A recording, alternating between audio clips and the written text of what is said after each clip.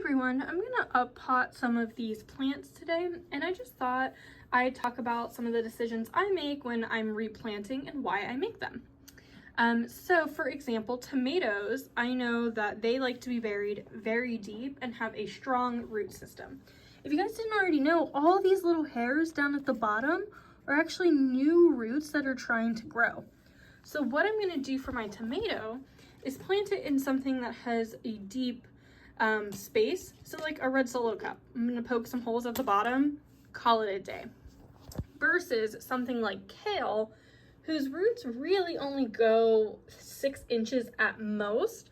So I know that while I'm waiting to harden these off, I can probably get away with something that's more outward than deep and put a couple in here, maybe 2, 3 at most, so that I can utilize some of my containers.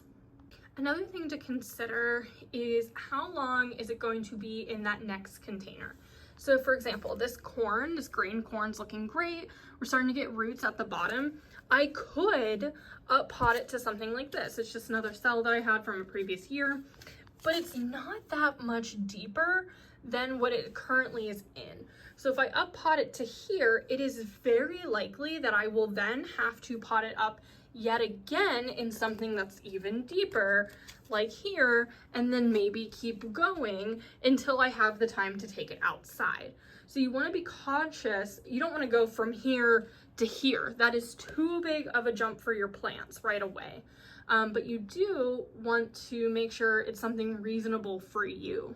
And just a reminder, no matter what you pick, because like I said, I love using Solo cups because they're super cheap, they're super accessible, that you put holes in the bottom. You can use a drill, or all I did was take a screwdriver and just push it down and give it a little wiggle to give holes.